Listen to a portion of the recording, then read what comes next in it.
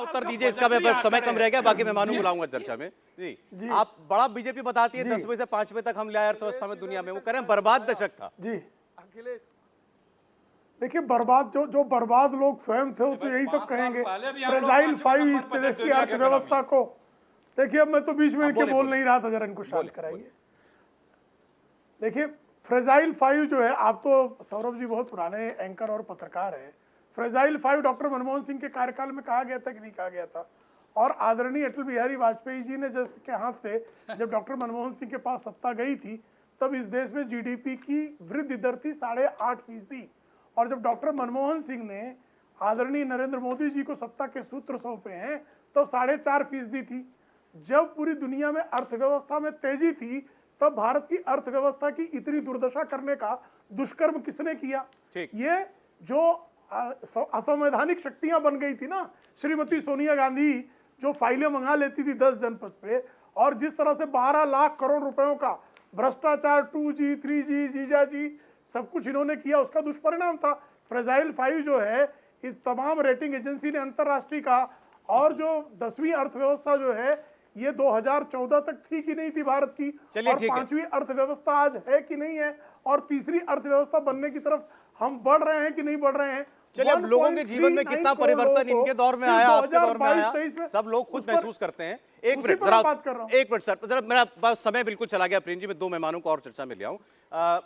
वापस शुरुआत करते हुए जहां से हमने आज का ये मुद्दा उठाया था गठबंधन का, वारिस पठान साहब, मुझे याद है असदुद्दीन ओवैसी जब इस गठबंधन की चर्चा नहीं होती थी, तब से उन्होंने ये बात कहना शुरू किया कि नरेंद्र मोदी को हराने के लिए भाजपा के सामने हर कॉन्स्टिट्यूएंसी में विपक्ष का केवल एक उम्मीदवार उतारना पड़ेगा।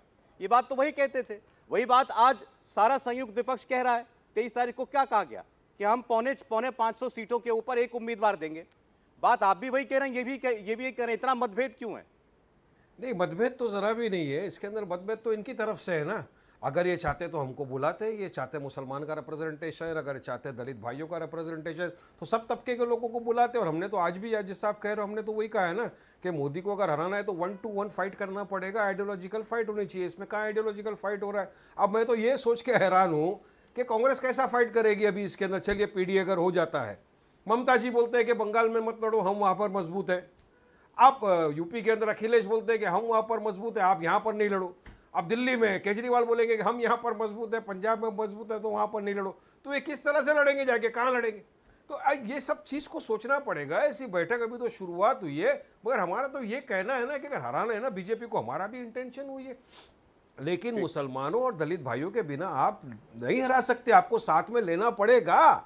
आप ये सोचोगे कि नहीं हमको मुसलमान 70% वोट दे, हमको उनको लिए कुछ करना नहीं है, तो वैसा नहीं चलने वाला है। आपको सबको लेकर चलना पड़ेगा और भाजपा को हराना पड़ेगा, क्योंकि ये फाइट संविधान को बचाने की फाइट है, डेमोक्रेसी को बचाने की फाइट है। और इस फाइट में हम चाहते हैं कि मोदी जी तीसरी मर्तबा देश के प्रधानमंत्री ना बने। हम चाहते हैं कि बीजेपी हारे, क्योंकि बीजेपी जब से आई है सत्ता के अंदर, आप देख रहे हो आम दिन क्या हो रहा है मुसलमानों के साथ, खास तौर से मुसलमानों और दलितों के साथ। आप देख ले तो मॉब लिंचिंग के वाक्य कम नहीं हो रहे। कभी इनको हमारे अजान से नफरत, कभी हमारे खाने पीने से नफरत हो गई है। अब तो यहां तक की हद आ गई कि अगर एक आदमी अपने इंस्टीट्यूशन के अंदर नमाज पढ़ रहा है, अपने इंस्टीट्यूशन में, तो वहां भी आप उसको एफआईआर कर देते हो यूपी के अंदर। इंडिया टीवी हर वक्त हर जगह डाउनलोड करने के लिए सर्च करें India TV news Google play store या ऐप स्टोर पर।